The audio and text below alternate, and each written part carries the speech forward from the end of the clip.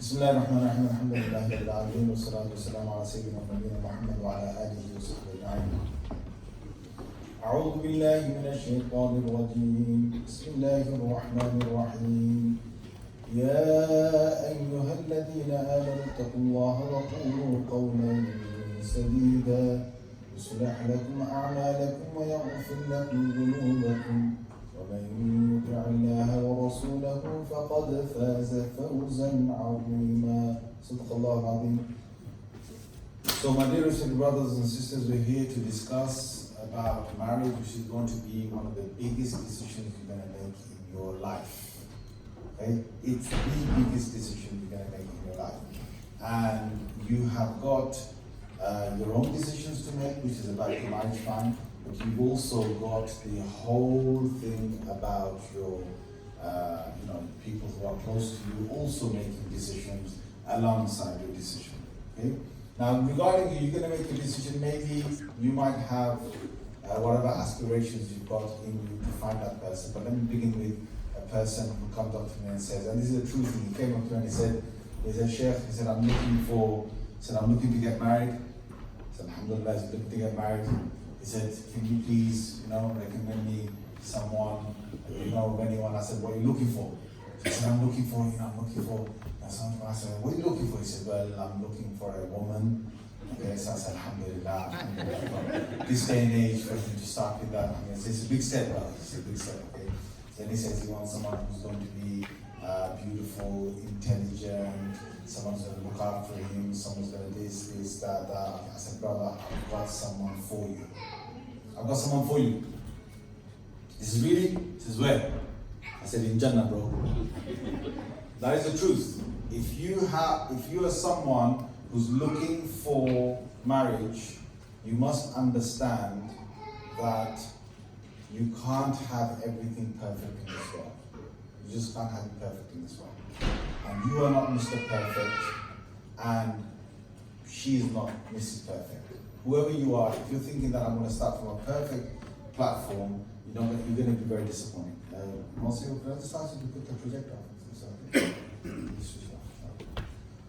Okay, that's good. So you're not perfect, they're not perfect, and what you're going to find yourself doing is you're going to tear your hair out because you haven't found the right person. When we were young, they used to give us these stories, Jackadori stories, and they always ended with, and they lived happily ever after. And that thing is quite damaging, because happily ever after is not in this world. It's in the next world. It's in Jannah. It's not here in this world. If you're starting off with trying to find someone perfect, you'll be disappointed. In fact, I want to say to you, Mr. So-and-so and Miss So-and-so, are you perfect? Yes or no? About 10 people said that. Okay, I'll give it to you. The rest of you sitting here are perfect, right? Are you perfect? Yes or no? Thank you. But you're probably near perfect, right? You probably think that I'm almost there, right? Everybody else is less than me. That's what everyone starts off with. You only realize how many faults you have. And I'm going to be honest with you with this. You only realize how many faults you have when you start to mix with other people. The more you mix with other people, the more you travel with them, the more you spend time with them, your own imperfections shine. Because people then start to be irritated by who you are.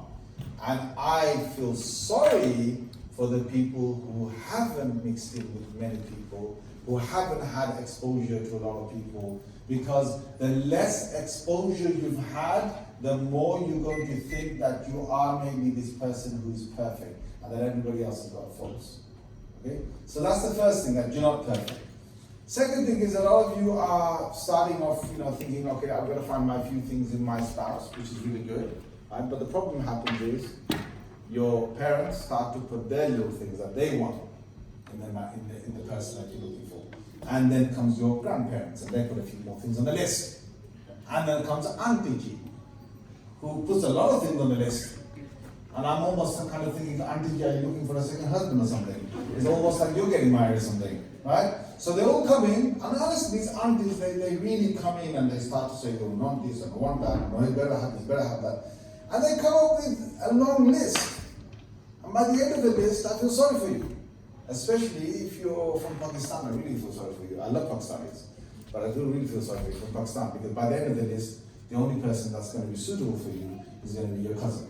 Right? And I really feel sorry for you. I don't know how you walk into those things. I don't know how people actually walk into those things and say, well, Mom, how comes the only person is Safi in Pakistan that I should marry after this list? Well, you've been duped, my friend, okay?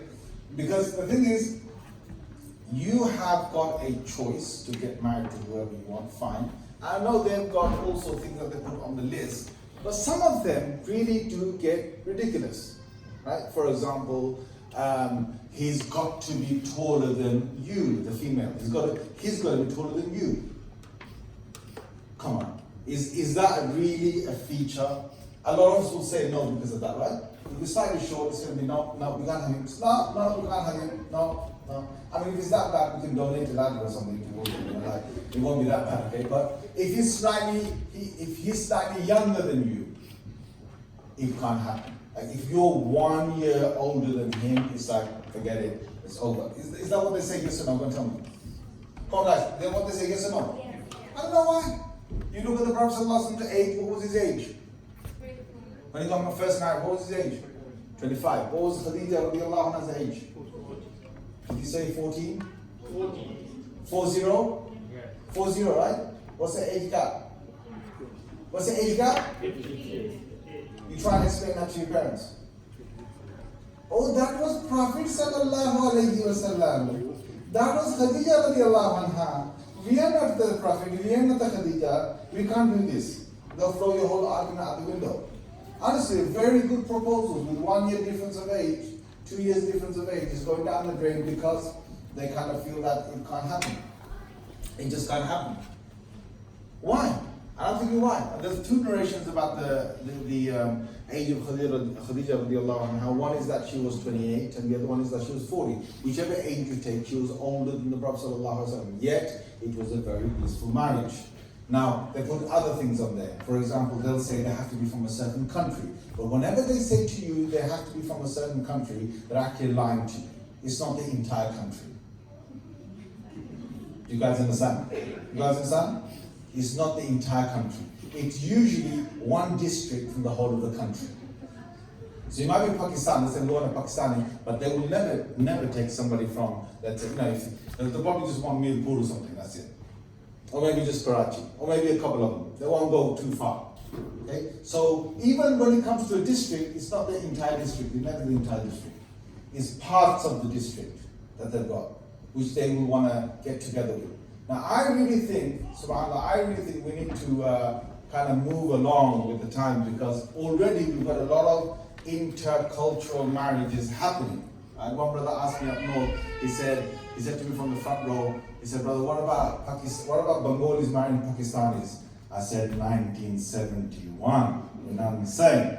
And then he said to me, no, what about if it's a Bengali and an Afghani? I said, if it's Afghani and the dad's there, he will say, Hum to hamare bete ko tumko nahi dega. Agar hum hota udhar, to AK-47 leko tumhare sar ko hum uda deta. They would not agree to this kind of stuff. Now, the thing is, they might not agree because of cultural values, but you have to understand that are you really preaching your Islam or not? Honestly, in London, there's a big case where a good family came up to me and they said, the guy said to me, my daughter wants to marry a revert, and the revert happened to be black, and they happened to be from a Pakistani family. And he said, well, can you go and speak to my daughter? So I spoke to the daughter, and the daughter said, my father, listen to this here, the daughter said, my father said to me for my entire life that as long as he's a Muslim, it's fine. So this black revert brother, he is a Muslim. Do you guys understand? You're like, Shaykh, are you trying to cause rifts in Cambridge? I'm not. I'm giving you facts here. If you're going to preach Islam, then you better stick to Islam. If you're going to say to your son and daughter, you will get married to a Bangladeshi, then actually mean Bangladeshi, don't mean Sylhet. If you're going to say Sylhet, say, well, we're only going to be from Bishnat, or only from this part of Bangladesh, or that part from Bangladesh, that's it. These are your choices. You better make that clear from day number one. You start off with all of this Islam business, oh, as long as they're Muslim, as long as they're this, and then really what you mean is something different. It causes a lot of confusion when it comes to them, the youngsters, choosing who they want to marry. Because you preach one thing, and then you actually do something totally different. And I'm actually breaking the taboo by speaking about these things, because most people don't even want to speak about these things. They cause a lot of arguments. Right? What else is on the list? Well, there's things on the list that didn't have to be on the list.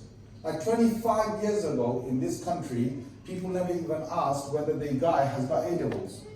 Those days they used to have A-levels and O-levels. So when O-levels were finished, what we call GCSE right now, that was enough, that was good enough for them to give their daughter. Then they said, no, we want him to have A-levels. So, okay, fine. He carried on studying until he got A-levels. Then they said, no, that is not enough. We want him to study more. So we're going to make him to have a BA. So he said, okay, I'm going to give a BA. Then after that, they gave the daughter. Then after that, they said, no, we want him to have a job. These are about 10, 15 years ago. We want him to have a job. So he got a job. So then after that, they said, what? They said, no, that's not enough. We want him to get A-levels, BA, MA, whatever, get a job, and secure the money for the house or the flat that he's going to buy. So now he has to work for a few years till he secures that. By that time, his age is at 30 or 32. If you look at the top of his head, it looks like an M&M. You've seen M&M? Seen M&M, how shiny it is? That's the top of his head. He's lost half of his hair trying to just get to the part of being, someone who's now, according to them, ready for marriage. Allahu Akbar. And I really feel sorry for you guys, because most of you are getting your best proposals between 20 and 25. Most of you, tell me this is true or not, your parents start advertising you from 14, 15, 16. Your parents advertise you. Are you telling me they don't advertise you? You know all those weddings you went to? With the lovely, lovely clothing and everything else, yeah? They advertise you, bro. Sister, they advertise you. They've been advertising for a very long time. Don't try and fake it, they did advertise you, okay? And they advertise you for year in, year out. Every year you were getting bigger and more mature, every day more mature and very bigger, and everybody's saying, oh, who is that? Looking very nice. Let's come propose. By that age, you're probably 19, you're 20, 21. And then you went to a wedding, and that's where the advertising happens, yes? You went over there, some family saw you, straight away they proposed. What did your parents say? They said, "Nahi ji, nahi, hamara munna, my munna, no finished education, no getting married." That's what they said. That's actually what they said. They said about you as well. You can't get married because your education has to be finished. They messed it all up. I'm telling you, people are messing it up today as well. I'm giving a very critical message here. You're messing it up because your best proposals, the ones that they would come to your door without questions asked, they say, she looks very nice, we just want her as a daughter-in-law. Or he looks very nice, we want him as a son-in-law. The best proposals you would get. No questions asked, nothing is asked. Then what happens, they say, no, gee, not old enough. What do you mean not old enough? He's already tasted life in university so many times. I'm kind of thinking these boys, I feel sorry for you when you go to university. I really feel sorry for you because you guys, I don't know where you look. Because I was locked up, I was very privileged. I was locked up in a boarding school for 9 years. Alhamdulillah. Now I say Alhamdulillah. Those days I was probably saying Astaghfirullah. These days I'm saying Alhamdulillah. I didn't know that the worth of being locked up between my age of 14 till the age of 23, 9 years in total, I was in boarding schools. And I think those were the best years to protect me from whatever was going outside. I go to university these days and I see you boys here, and I'm kind of seeing you, you're all like, that sister needs some dawah. Why does that sister need dawah? There's plenty of other brothers here. No, that sister needs my dawah so that I'm going to make her wear a hijab. And only she needs my dawah. We know what kind of dawah you're talking about. There's going to be dawah somewhere else after a little while. Right? But that's what happens. And these parents are faking it. They're thinking that their daughters and sons, oh, mashallah, mashallah, you know, are so great, so good. You wait till you get to the other end of your 20s, then we'll get you married. What? By the time you're 28, 29, 30, the people that come to you are lot less than the people that came between 20 and 25. And they come at 28, you know what they do? The first question asked is, what's taking you so long to get married? Why are you not married yet? What are the faults that you have, that you are hiding, that you haven't got married yet because of, those reasons you haven't got married yet? How many rejects have you gone through, or how many people have you rejected? Are you a fussy person? Can you see? They're nitpicking. Nowadays, the 30, 31, 32, they're nitpicking. Now, if your age is 30, 31, 32, I don't want you to go home and commit suicide tonight, okay? You're still okay. You'll get through life, okay? Life is still okay. You can still find someone. But I'll tell you one thing. The older you get, the more difficult it is to settle with someone and to blend in. The older you get, the more difficult it is. The younger you are, the easier it is for you to settle. Like, for example, you see young kids. They're saying right now, that I'm never going to play with him ever again. And 5 minutes later, they're playing again. Yes or no? What, tell me? Yes or no? Why? Because the younger they are, the more mercy in their soul, the more easy it is for them to blend together, the easy it is for them to adapt to any environment. The younger you are, the more easy in any environment you can adapt. The older you get, the more stubborn, the more, I'm talking about, I'm a masjid, I can say this, yeah? Community members, a lot of them, they don't want to ever change. Why? Because they're at that age where they're not going to change. You know what I'm saying? The younger you are, the easier it is to blend. Now, if you are 20-something, the younger you are, you can blend with that person, you can live your life. By the time you get to 30, 31, 32, then she's like, I don't do that. I'm not going to do that. I'm not your slave, okay? I've lived a 7-year independent life in my own flat, okay? So you better go and get yourself somewhere else to find something. I am doing that, okay? My God. Argument starting first day. Why? Because they've led us such a big independent life, right? Big independent life. Now, next thing. You're trying to get through with this, with them trying to agree, whoever you are, your parents, whoever it is, okay? They need to have some consideration for you. You need to have some consideration. The main thing is what? The main thing is not beauty. Beauty is something which every person will look for. I understand that. She's got to be somewhat beautiful and he's got to be somewhat handsome. Otherwise, you're going to wake up after the first night of marriage and you're going to look at the person and you're going to think, oh my God, I'm in a nightmare. Right? I wish I wake up from this nightmare. And I'm telling you one thing, sisters especially, okay? Brothers as well, but sisters especially, please don't fake your image. Because you want your person to fall in love with you with your original image. My sisters, some of you spend a good 45 minutes doing your face up. That's your choice. You do it, that's fine. But can you do that for the rest of your life? That's the question. Like, can you keep up 45 minutes of makeup on your face for the rest of your life? Because we know makeup doesn't last for many hours. Okay, it lasts for a few hours, but not for the full day. It's not going to even last in the morning. We know by night time, you're going to have to wash your face, you're going to have to go to bed. That's your original self. The one that he's going to look at first thing in the morning, the one that he's going to look at while you are walking in your pajamas on a Sunday morning. And he's going to wonder where his real wife is. Okay? If you get what I'm trying to say. If you can keep up your makeup on you, whatever it is, well, you keep it up with it. I'll tell you the better thing to do is that you should allow him to fall in love with your original face. Makeup comes after. If you find makeup after that, he's going to go crazy for you. But he should fall in love with you with the original who you are. And I'll tell you one thing, every man has got certain things he wants in a woman, and every woman has certain features in a man they want. You might have a button nose, but guess what? Some men love button noses. They love it. You might have a Concord nose. Some women love Concord noses. They want to land with you somewhere. You get what I'm saying? No, seriously.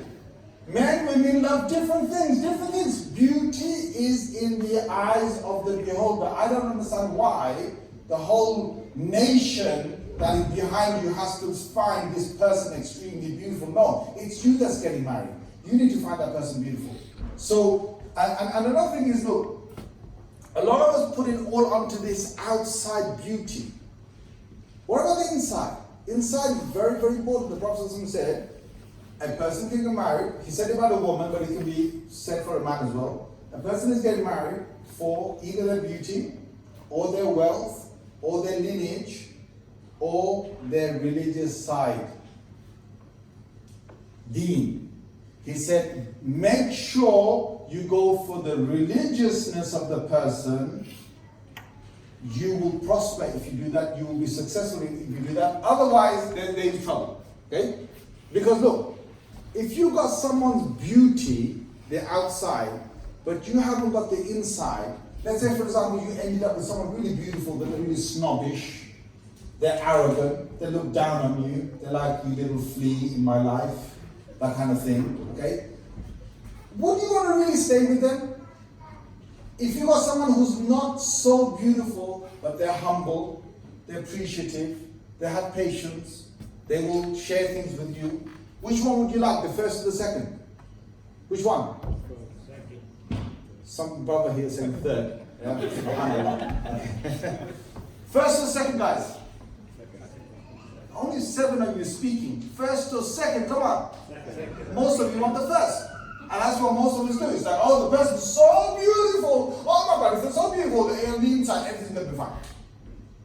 In fact, when I studied my psychology, we came across this study of bias. People who are biased. And do you know, naturally, all of us have bias towards nice faces. We're talking about teachers, professionals, the police, judges. This is all across.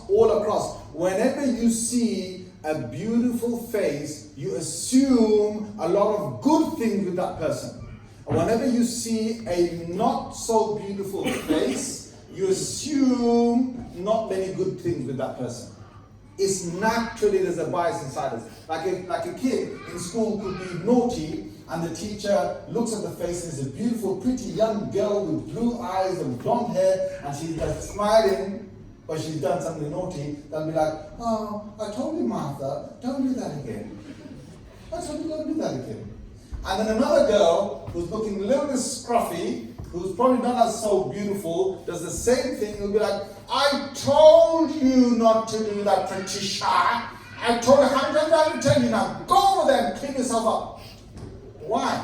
Because of the bias that we have. People have this bias towards pretty faces, towards handsome faces. That they think that everything's going to be really good. A lot of good things are attributed to that face because of that person looking so nice. Tell me this, how many of us will go and buy a house by standing outside the house and saying, oh yeah, look at the double glazing, yeah, this is going to give us a lot of good years, the double glazing. Let's go around the back. So you go around the back and say, oh, those drain pipes are looking nice and good. Everything must be good inside. Okay, fine, we'll pay £200,000 or £300,000 for the house.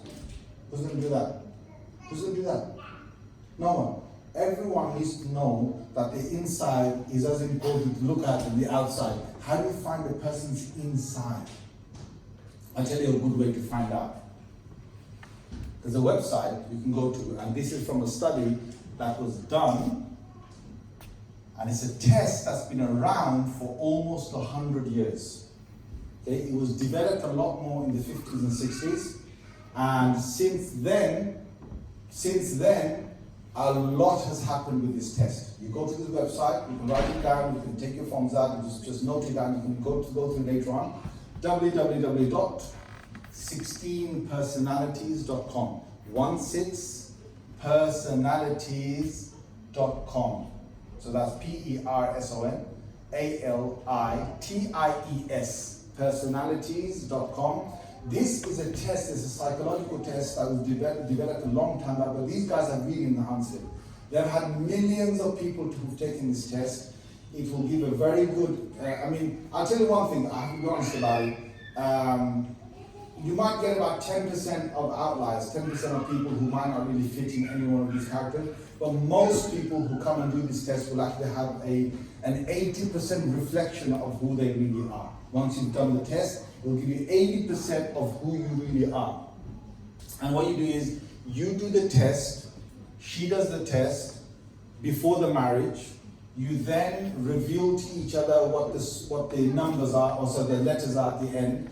And those letters will show that you're of a particular character. Then you can sit down and you can discuss, okay, your thing says this, my thing says this. Discuss on real morals, attitudes, things that you have on the inside. Discuss that. Can I kindly ask the parents to quieten the child at the back? Thank you very much.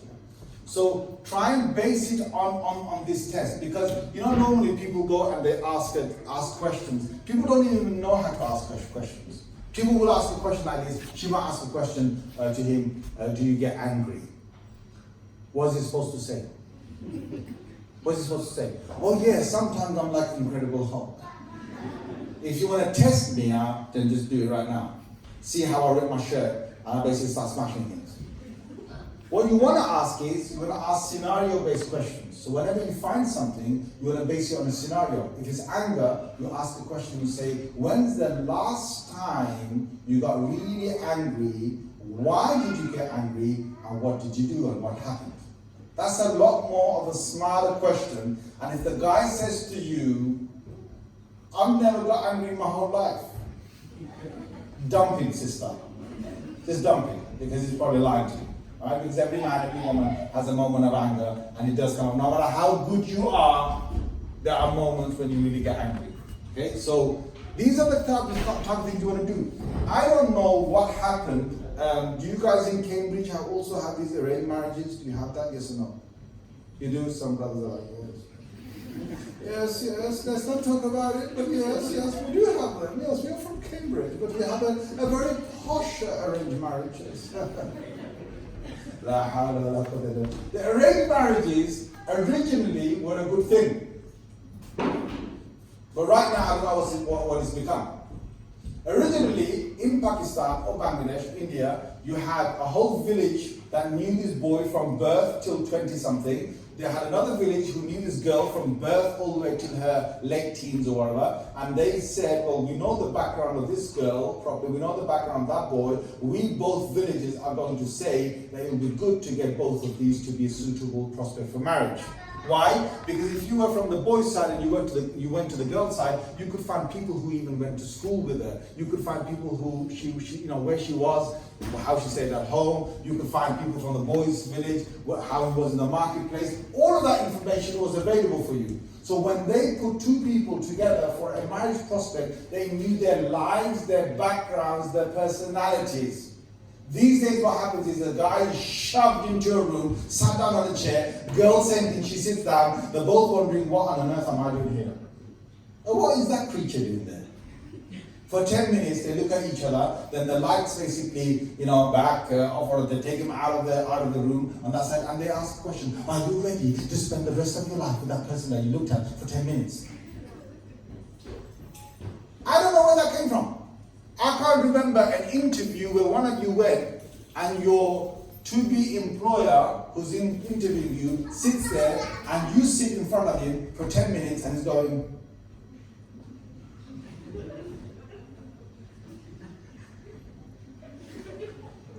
yes, I'm very happy with that, with the job. I really like the way you look. Who does that? Who gets any employee into their organization by having a 10-minute look? Who does that? I don't know where it came from. I don't know what they've made of this arranged marriage. And I'm telling you one thing right now. If you're going to go into those things, you're going into those things without these people not knowing each other. And we've got the divorce rate not going down, but it's going up. It's going up in all communities, including the Muslim communities going up. And one of the big reasons why the divorce rate is also going up is because most of our kids have had a very good life with a lot of good things in their life which their daddy gave them or their mommy gave them, and they never had many days to worry. Okay, until the day they get married and they have to live with another man. And she's like, why we got a 24-inch screen when I used to have a 60-inch screen in my house? My dad had nice leather sofas in my house. My dad used to take me on holidays. My dad used to do this. And he's like, look, I'm not your dad, okay? Okay? I'm your husband, alright? Now this is what happens. I'm telling you a real big factor here. A lot of our boys and girls have had so many things given to them, presents and gifts and you know what, right? Their wish was their father's command, and he just went out there and he got whatever they wanted, comfort, luxury, mom cooked, everything was really nice in the house, whatever. Kids never had to do anything. Then they get married, and she's like, why don't you become like my dad? And he's like, well, why don't you become like my mom? Hello, let's wake up. I'm talking about real scenario situations here. You youngsters need to do all that stuff.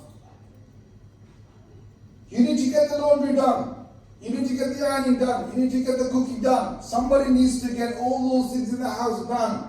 Your mummies and your daddies can't do that for the rest of your lives. And if you've been living a life where your mummies and daddies have done everything for you, this actually is a platform for a lot of arguments in marriages. Because the expectations are very high. Expectations like, I got this done for me, for my life, so therefore I expect it when I get married. No, I'm sorry. And to parents I'm saying, stop spoiling them. These kids, they should be ironing from the age of 9, 10. Ironing at the age of 9, 10, making their own breakfast from the age of 8 or 9. They can do it. These kids should be putting their clothes into the laundry themselves. These kids should be making their beds up. These kids should tidy their rooms. These kids need to start making meals, proper meals by the teen years. Then you start baking, cooking, all right? These kids need to do all of that. Some of you are looking at me thinking, I haven't done that for 23 years. Well, welcome to life. You need to do it because that's what life is. You need to be independent. We need to make our children independent. They need to know how to work, how to earn money, how to be someone who's standing on their own feet. This brings a lot more sort of quality to the marriage because both of you are used to those kind of things. Because I'm telling you one thing, the last generation has been spoiled to bits. And you guys, you studied, you didn't have to do anything. You just studied, that's all you did. You came home, food's on the table. Your clothes are dirty, mom's got it ready for you. They're ironed, they even hung in your wardrobe. You didn't have to do hardly anything. Or what happens when you get married? When you get married, both of you, between you, however where you work it out, you need to get it done. Anyway, let's move on. You now want to go ahead and you want to settle your whole marriage thing. And I'll tell you one thing, yeah? One big thing that they spoil our marriage with is the amount of things they want to get done in their marriage. They want a big hall, they want 300 people in there, they want the decor, they want all this fancy stuff, they want to have maybe a 5-course meal or something, 3-course meal, whatever it is. They want to make sure that they put out lavishly whatever they can out. You know what? They're spending about £20,000 on a wedding. Am I speaking sense? Does that resonate with you? Does that resonate with you? Yes or no? 10,000 is going to be like piece of cake. It's going to go down the drain. 20,000. And if you're a Bengali, it's probably going to give you more. Because you're going to add more functions on. You're going to have a cinefan. Right? Then you're going to have a actual, day. I don't know. After cinefan is basically, for those of you who don't know, we have a sweetening day where we propose and it's like we're going to have cinefan. So everyone again is going to get together. There's going to be food. Then there's going to be another day called the Mendi, where the women just want to paint themselves yellow. I don't know why. I don't know what went through your minds, but like we're going to paint ourselves, we're going to call everyone, we're going to throw all the men out the house, and we're going to have loads of food for all of us. So they used to have before that some guy on this take some yellow sort of turmeric and they used to throw at each other. Like children in the playground. I don't know why they used to do that. But anyway, most of this stuff comes from Hindu culture. Most of this stuff comes from Hindu culture, so they want to throw that in. Then there's food at a nikah. Oh my God, massive food. There's going to be another massive food in the walima, all in the name of izzat, my dignity, my pride. Even when they go to propose, instead of taking 1 or 2 kg of mithai or sweets or mishti, they will take 20 kg. It's like if your whole family eat this, I wish all of you die of diabetes. Why are you taking 20 kg? Why? Because I want to show how big of a family we are. That's all it is. Our family's going to be big, so therefore we're going to do everything big. And then when it comes to the mahab, they want to show, instead of an honest 5,000 that they could give, they want to write 50,000. They have wars on this. Or 5,000, 10,000, 20,000, 50,000. We've got grandmothers in Bangladesh who are almost on their deathbed, they still haven't had the mahar from 60 years ago. Why are you being so dishonest? If you're gonna give it to the woman, give it to her. Give what you've actually put down. Don't put 50,000 when you actually want to give 5,000. If your intention is 5, then it's 5. People do this out of showing you a big name. They do this out of showing you a big name. If you want to give 500, give 500. Whatever you want to add, make it clean, make it clear before the marriage, and go ahead. And I'll tell you, all that fancy that you put in the wedding, all that money you spend, by the end of it, tell me the truth or not, most weddings you go to, the chicken tikka is cold and dry. Yes, what I'm telling you guys. Tell me yes or no. And the kebab is cold and rubbery. You could fix your drain pipe by holding the kebab. Do some pipe works with it. The curry sometimes is not the same that you would. And you know what? Another problem is in a small town like this, a lot of them are going to the same caterers for the food. So every wedding you go to is the same food. And after that, people still complain. I'll tell you a better idea to do, better thing that you can do. And I'm telling you, I'm giving you a serious idea to save a lot of money. And I'm going to give you an idea of where that money should go as well. What you're going to do is, you're going to have the entire wedding inside the masjid. Very simple. Nikah in a masjid, very simple, the sunnah way. And after that, you just give dates. The sunnah is just to give dates. No sinifan, no mendi painting yourselves, okay? Just simple nikah dates. The dates are going to cost you £10. £20, let's top that. Right, just in case you get really hungry. Done. After they consummate the marriage, you only have one feast at the walima. And that, even the Prophet said, if you can afford to sacrifice a goat, you sacrifice a goat. Otherwise, no food. You can just publicize it. They used to do in Medina, they used to get drum players who used to beat the drums, and they used to just publicize the nikah. Sometimes food, sometimes no food. If they can afford something, they used to food it. If not, then leave it. That's how simple it is. I want you to do this. If you don't want to do the masjid, and you want to call 300 people, then call them in your house, all 300 in your house. You're going to say to me, how? That's impossible. Well, I'll give you an idea. You hold it on bank holiday. Okay? Get my maths, okay? I'm fasting on up, but I'm still doing my maths. Saturday, Sunday, Monday. Got 3 days. Saturday afternoon, 50 people. Saturday evening, 50. That's Sunday, 50-50. Monday, 9:50. Evening, 50. 300 done. That's good maths. Okay? Once you've got them inside, you have a marquee in your back garden. You can fit all 50 inside. Have them coming in different parts. I'm telling you one thing, you can get this whole wedding done in £1,000 to £2,000 and give them one dish. How many dishes, brother? Sisters, how many dishes? How many dishes? One. People are going to say, what? One dish? You know that cold chicken tikka stuff in their mouth? And tell them to go home and go and get some food.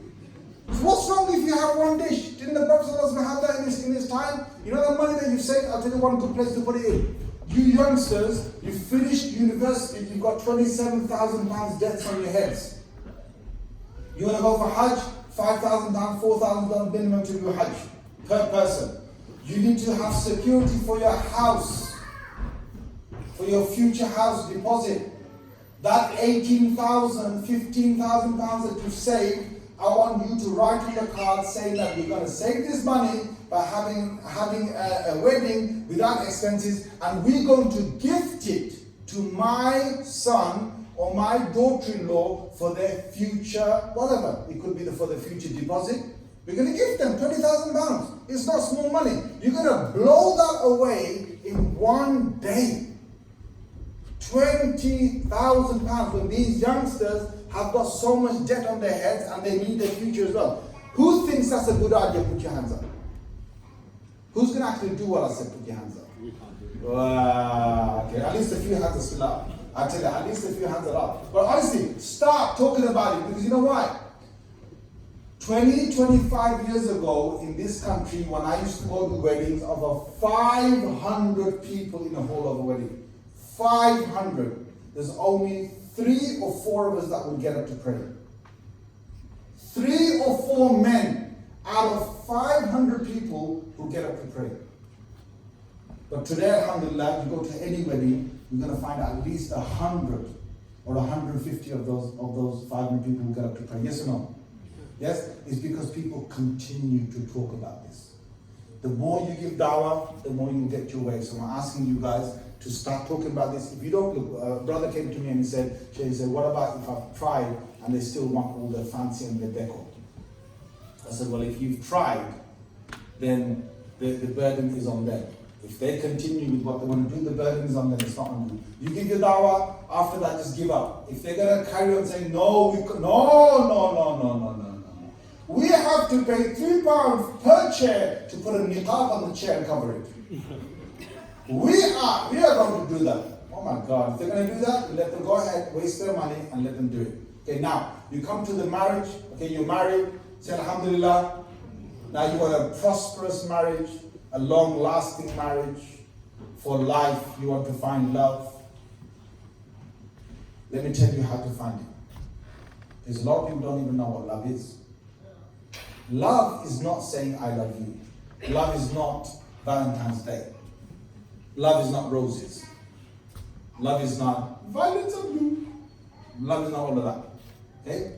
Love is your commitment to the other person over and over again, consistently, over a long period of time.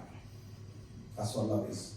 Anyone who showed you commitment with consistency over a long period of time, and have done for you those things again and again and again without failure, then you have love for them. That's what love is. So if you're thinking that love is just a quick I love you, no, that's not what love is.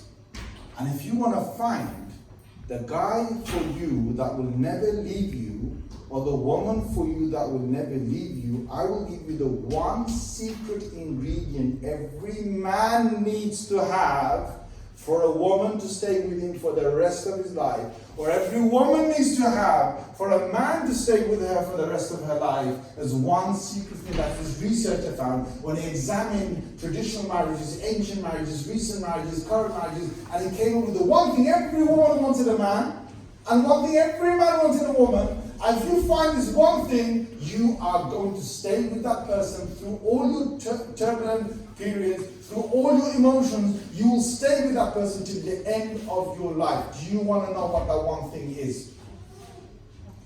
Oh my God, 3 people say yes. Do you want to know what that thing is? Yes. I know fasting is getting to your head, but there's about 16 minutes left, so let me say this one thing, okay? Do you want to know what it is? Yes or no? Come on, guys, let's hear it. Yes. Good. The one thing that every woman wants in a man is she wants her man to give her long-term security, stability. She wants him to make sure that he's there for her, give her protection, give her the guardianship. She wants her man to be that strong person who's going to show that he is there for her for the rest of her life. Whenever she needs to depend on him, she's going to find him there. He's going to be her protector, guardian, whatever you want to say. Stability is there for her life. Okay? Is that true, sister? Deep down, you want that in a man? Yes or no? Tell me. Yes. Thank you. Forget all the other stuff that put on your list, okay? This is the one most important thing that everyone misses out on. The one thing that every man wants from his woman is peace. I'm being serious. I'm serious. being nasty, I'm being honest. Because men, look, women want the thing that they don't have, which the men have. Men want the thing which they don't have, which women can give them. The one thing, if you look at men, like boys are different from girls. I understand you're going to say equal this and equal of. Look, I'm for women's rights. I was for women's rights when they wanted to vote. I want women to get their equal opportunities at jobs. I want them to get equal pay. I'm for all of that. But if you're gonna sell me the story that we men and women are exactly equal in everything, then I'm not gonna be sold that lie. We are not the same in everything. In fact, when you were born as girls and when they were born as boys, you were very different. You're different today and you're gonna be different tomorrow. That's the absolute fact. Okay, let's not hide it. So when you see girls being born, you see girls, subhanAllah, girls just want to sit and play. I've got a daughter in my house. I saw her when she was young. You just put her on the floor, she'll just get her colouring pen, she'll just come. Put her on the sofa, she'll just watch TV. Put her on daddy's lap, she wants to kiss daddy, she wants to hug daddy.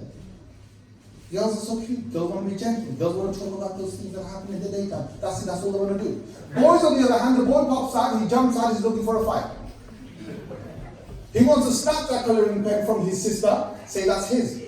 He wants to slap his other brother and say he's stronger than him. Boys are always having play fights in the house. Tell me yes or no. Come on, yes or no. Girls don't have play fights in the house. Never. I've seen my nieces grow. I've seen my nephews grow. And I can tell you one thing. Boys always want to prove they're better than them and competitive because I'm bigger than you, I'm stronger than you. Girls don't do that. Girls don't do that. Let's not lie to ourselves about who we are. Okay? Then you send boys to school, you send girls to school. Who comes home fighting? Boys or girls? Boys! Come on, guys agree with me on this. Your turn's coming soon. You agree with me on this, right? In fact, boys, when it comes to the reports coming from school, whose reports are always better? Girls. 100% girls. You boys are rubbish. Alright, then what happens is, you find the boys who pass the test, and you look at later on after that, if the crimes that happen on this earth, mainly are by males or females. The males, I'm being honest with you, the males, I'm not making this up, I'm a male myself, I know. But the thing is, we have created most of the mess on this earth because the boys are just there competitive with one another. Most of the wars in this world have been created by what? Men. The population of prisons, most of the prison population, male or female?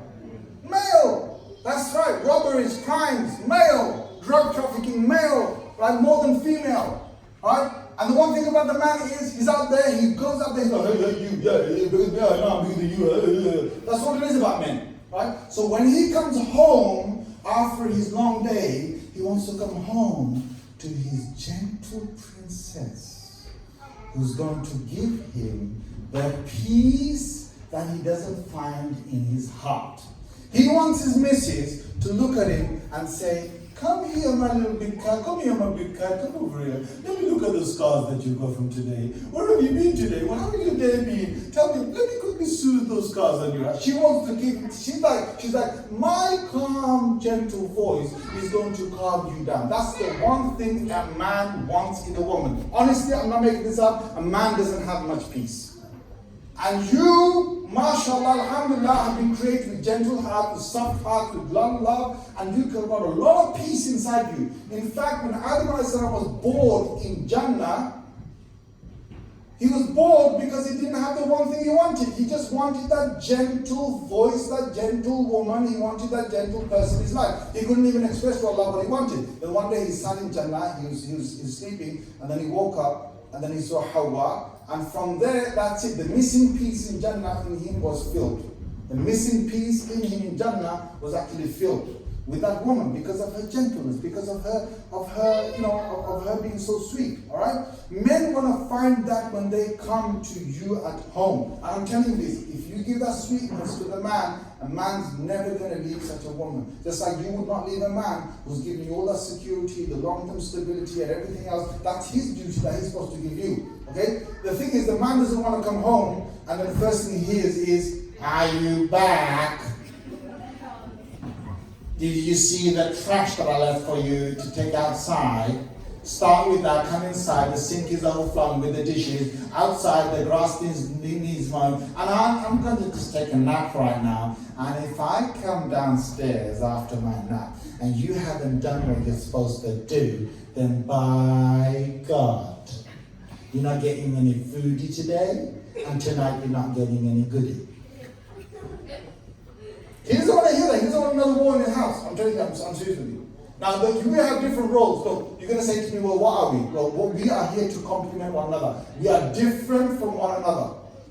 We're not here to compete. We're here to complement one another. The night is different from the day is different from the night. The night is dark, the night is still, the night is cool, the day is hot, the day is bright, the day is bustling. The night needs the day needs the night. Yet they are so different from one another. Allah created the man, He created the woman. The woman is not the man is not the woman. And we have our different roles in life when those times come. In fact, I want to tell you, when it comes to a mother's attention for the child from 0 to 7 is needed up to about 75% for the kid, and the father's attention is needed for about 25% during the age of 0 to 7. When the child gets to 7 to 14, it's about 50-50 from both mother and father. But when the child gets to 14 onwards, the father needs to give his 75%, the mother needs to give her 25%, because the thing is, the children, when they grow, they need that manly figure in the house to keep them in control. When the kids are young, they need the mother's heart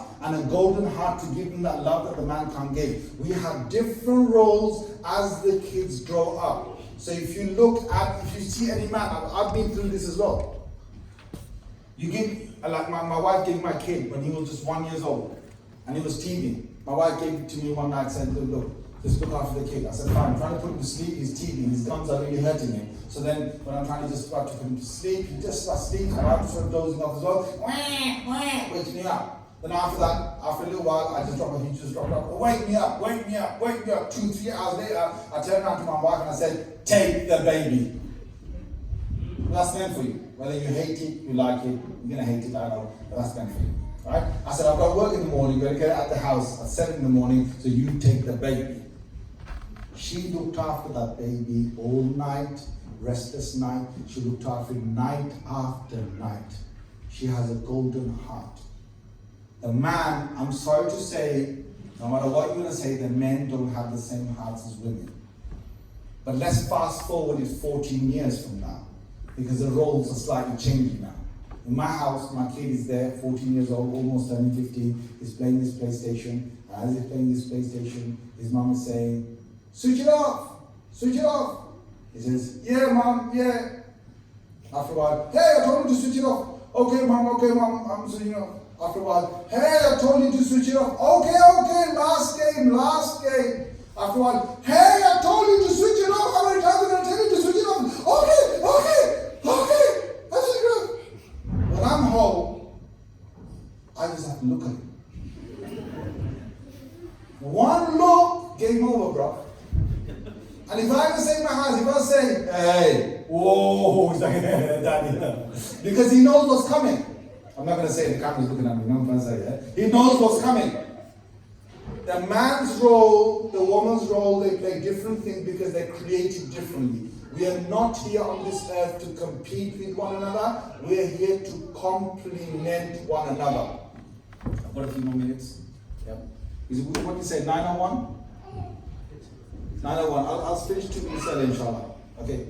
So, I'm going to tell you, how do you have a marriage without having argumentation? Because one of the biggest things is not to have arguments. This is going to be a very crucial thing for most people who are married who are going to get married, because I'm telling you one thing, most people get into arguments when they got married. It's not about marriage. Marriage doesn't get you into arguments. Any human you spend a close relationship with for a number of years, you're going to end up in an argument at some point.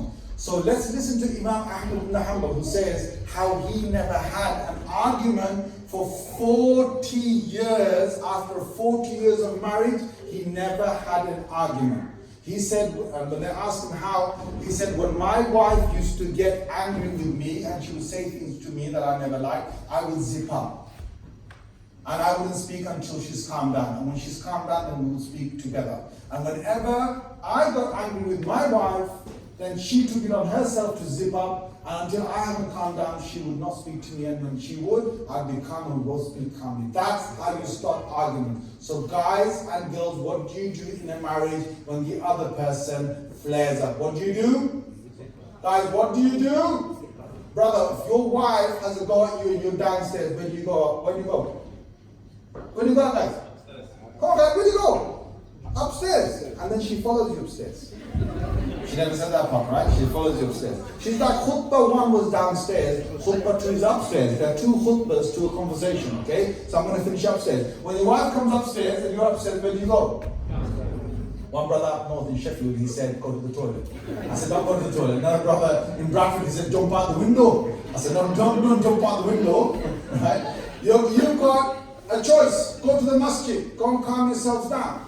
And the final thing I'm going to say to you, because this is conflict resolution, and I'm being honest with you, you should not speak to the other person when they're angry. Because things coming out your mouth are not going to be right. And I'm going to say one thing in the defense of my sisters. And hopefully my sisters will agree with me. My sisters, just imagine for a moment, we're different species from our sisters, a sister, different species from us. We have certain things that are unique to us males, certain things unique to the females. When we argue logic, pure logic. When our sisters argue, there's a percentage that is logic, the rest of it is all emotion. You guys understand? You understand? So what it means is that some of it makes sense, the rest of it was never supposed to make sense. You understand? So when she ever, if she ever turns around to you and she says, and you've never done anything good for me in the whole of my life. If you ever use pure logic for that, you're going to be like, oh my days. Oh my days, I've never done anything for her in my heart, anything good. Oh my days, should I start the wedding ring, the holidays? Oh my God, when do I start? The dresses I bought. Oh my God, oh my God, oh my God. You know you're going to do your heading, total heading, because you're thinking pure logic. She never meant that as pure logic. She meant parts of it. It's like you never done, she's supposed to say some things good in my whole life, but she just, that part, she said anything in my whole life.